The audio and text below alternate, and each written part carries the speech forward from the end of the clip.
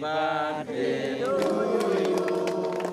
Happy birthday to you.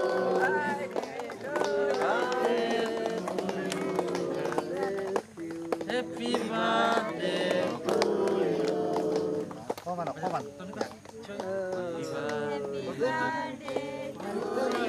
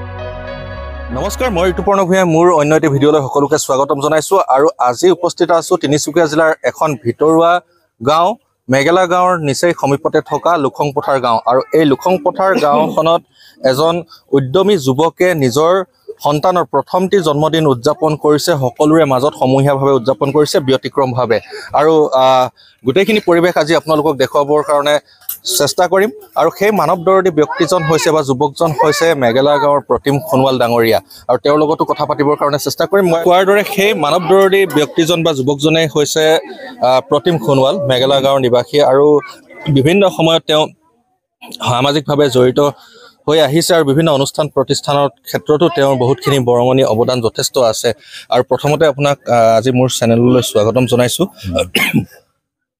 লগতে এইখিনিতে ক'ব বিচাৰিছো যে এখন গাঁৱৰ ভিতৰুৱা পৰিৱেশ ধুনীয়া এক সুন্দৰ পৰিৱেশৰ মাজত এই নিৰিবিলি গধূলি আজি আপুনি আপোনাৰ ল'ৰাৰ প্ৰথমটো জন্মদিন উদযাপন কৰিছে ব্যতিক্ৰমী ৰূপত আৰু এইখিনিতে উল্লেখ কৰি দিছো তেওঁ এই জন্মদিনটোতে এই গাঁওখনলৈ তেওঁ এটি নামঘৰ উপহাৰ স্বৰূপে প্ৰদান কৰিছে আৰু নামঘৰটোও আজি শুভ উদ্বোধন হৈছে গোটেই কথাখিনি আপোনাৰ পৰা জানিব বিচাৰিছো আচলতে কি হয় আমাৰ জীৱনটো মানুহৰ জীৱনটো ছুটি যিকেইদিন জীয়াই থকা হয় সেইকেইদিনৰ ভিতৰত শক্তি সামৰ্থ্য অনুযায়ী মই ৰাইজক কিবা এটা কৰিব পাৰিলে নিজকো ভাল লাগে তেনেধৰণে ঠিক এইবাৰ ল'ৰাৰ প্ৰথম জন্মদিন তাতে এই গাঁৱৰ ৰাইজেও বহুত দিনৰ পৰা মোক কৈ আছিল যে ইহঁতৰ নামঘৰটো একেবাৰে জৰাজীৰ্ণ আছিল বাঁহৰ আছিল মানে নামঘৰ বুলি ক'ব নোৱাৰি আৰু তেনেকুৱা ধৰণৰ অৱস্থা আছিল মই এদিন আহিলোঁ গাঁৱত তেতিয়াই কথা দিছিলোঁ ৰাইজক এই নামঘৰটো নিৰ্মাণ কৰি দিম ঠিক তেনেকৈ খুব ধুমধামে নিৰ্মাণ কৰা হ'ল আৰু নিৰ্মাণ কৰি আজি ৰাইজলৈ উৎসৰ্গা কৰিছোঁ উদ্বোধন কৰা হ'ল কিন্তু খৰখেদা কৰাৰ কাৰণে খুটি নাটি অলপ থাকি গৈছে এইখিনিও আমি খুব সোনকালে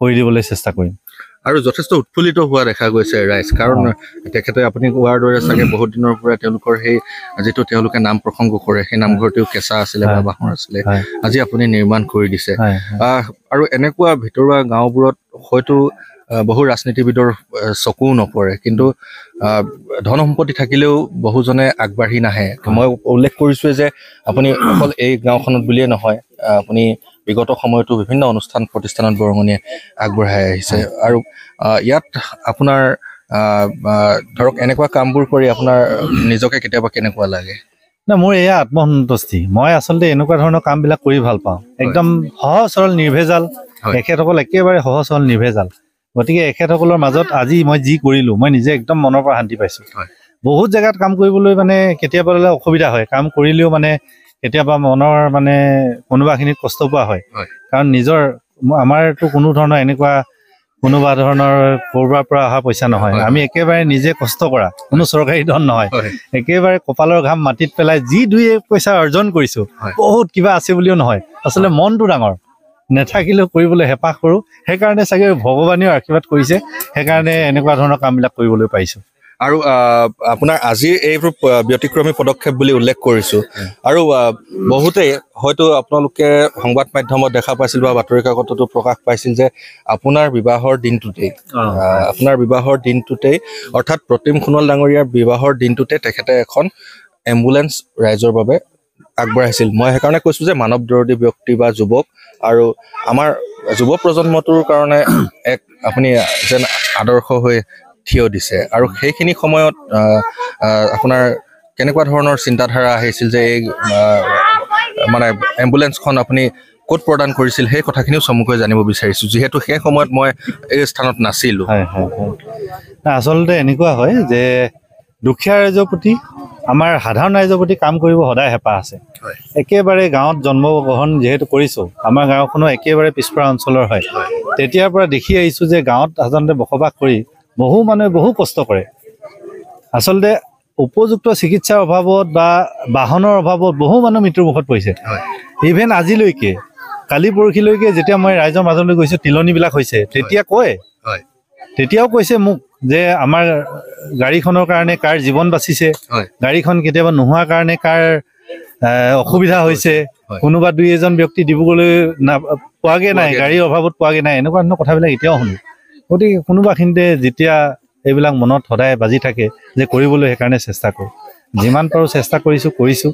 সেইকাৰণে আৰু ভগৱানেও আশীৰ্বাদ কৰক, আগলৈও যাতে ৰাইজৰ কাম কৰি যাব পাৰোঁ। আপোনাকো যথেষ্ট ধন্যবাদ আৰু অভিনন্দন জ্ঞাপন কৰিছোঁ আৰু দীৰ্ঘায়ু কামনা কৰিছোঁ। লগতে অনাগত দিনবোৰতো আপোনাৰ এই আদৰ্শক লৈ আগবাঢ়ক বহুজন আৰু জাক জমকতাৰ এটা পৰিৱেশৰ মাজত নহয়, এক গাঁৱৰ নিৰিবিলি সুন্দৰ পৰিৱেশৰ মাজত এজাক কণ কণ শিশুৰ মাজত আপুনি আজি নিজ পুত্ৰৰ জন্মদিনটো উদযাপন কৰিলে আৰু আহিবলগীয়া দিনবোৰো যাতে আপোনাৰ সুখৰ হওক আৰু আপুনি বিচৰা ধৰণৰে হওক আৰু এনেকৈ আপোনাক ধৰক সামাজিক কামসমূহ কৰি যাবলৈ ভগৱানে প্ৰেৰণা দিয়ক, তাৰে কামনা কৰিছোঁ। ধন্যবাদ। আচলতে আৰু এনেকুৱা হয়, মই নিজেও বহুত সময়ত প্ৰচাৰত থাকি ভাল নাপাওঁ। মই নিজেও আজি মোৰ বিয়াত এম্বুলেন্স দিওঁ। মই কেতিয়াবা যদি গুৱাহাটী গৈছোঁ, কেতিয়াবা বঙাইগাঁও গৈছোঁ, কেতিয়াবা মাজুলী গৈছোঁ, কেতিয়াবা ধেমাজি গৈছোঁ, য'তে যাওঁ অচিনাকি মানুহজন দেখিলে ভাইটিক ক'ত লগ পাইছিলে এনেকুৱা ধৰণৰ কথা সোধে। য'ত নেকি আজিৰ তাৰিখততো সামাজিক মাধ্যম প্ৰত্যেকৰে আছে, মোৰ নিজৰো আছে, য'ত নেকি মই নিজৰ বিয়াখনৰ বা এম্বুলেন্স দিয়া প্ৰচাৰটো আজিলৈকে মই নিজে কৰা নাই। বহুত সময়ত মই নিজৰ জন্মদিনতো মই আজিৰ পৰা চাগে 3-4 বছৰ আগত মই 100জন দুখীয়া ছাত্ৰ ছাত্ৰী স্কুল বেগ প্ৰদান কৰিছোঁ। এই কথাখিনি কোনো গম নাপায়, মই খালি নিজে কৰিছোঁ আৰু এনেকুৱা ধৰণৰ মানে মেমৰেবল দিনত আৰু কিবা কিবি কৰিছোঁ, সেইখিনিও মই কাকো কোৱা নাই কোনোদিন। আৰু আচলতে দেখা যায় কিছুমানে আজিকালি ধৰক প্ৰচাৰৰ কাৰণে কিছুমান কাম কৰে। আপুনি যিটো উল্লেখ কৰিছে 4-5 বছৰমান আগতে কৰিলে, আজি ধৰক আমি কথা পাতোতে আপুনি কথাখিনি উল্লেখ কৰিছে, তাত কোনো আপুনি নিস্বাৰ্থভাৱে আচলতে এই কাম সেৱা আগবঢ়াইছে। হয়, এনেকুৱা বহুত আছে, মই কৰিছোঁ, ক'ব নিবিচাৰোঁ, তেনেকৈ কৰিয়ে সন্তুষ্ট লাভ কৰোঁ। আজিও মোৰ শ্ৰীমতীয়েও কৈছিলে যে আমি ক'ৰবাত বাহিৰলৈ যাম, এনেকৈ কৰিম, মই কোৱাই নাই। শ্ৰীমতীয়ে গম নাপায়, এই মাত্ৰ ইয়াত আহি গম পাইছে। তাই গম পাই আছিলে আমি কোনোবা মন্দিৰলৈ গৈ আছোঁ, মন্দিৰলৈ গৈ আমি মানে মন্দিৰৰ আশে পাশে থকা কিছুমান দুখীয়া ৰাইজক কিবা বিতৰণ কৰি এনেকুৱা ধৰণৰ বুলি গম পাই আছিলে। মই য'ত নেকি শ্ৰীমতীক কোৱা নাছিলোঁ যে এনেকুৱা নামঘৰ এটা নিৰ্মাণ কৰি আছোঁ, ল'ৰাটোৰ নামত আজি উৎসৰ্গা কৰিম, একেবাৰে গম নাপায়।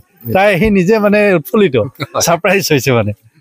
এই স্বৰ্গতে পুনৰবাৰ আপোনাৰ সন্তানটিৰো সুন্দৰ ভৱিষ্যত হওক তাৰে কামনা কৰিছোঁ আৰু আপোনালোককো প্ৰতিম সোণোৱাল ডাঙৰীয়াৰ লগত যি কথোপকথন সেয়া আপোনালোকক চমুকৈ শুনোৱাবৰ কাৰণে আৰু ব্যক্তিজনক চিনাকি কৰাই দিবৰ কাৰণে প্ৰয়াস কৰিলোঁ।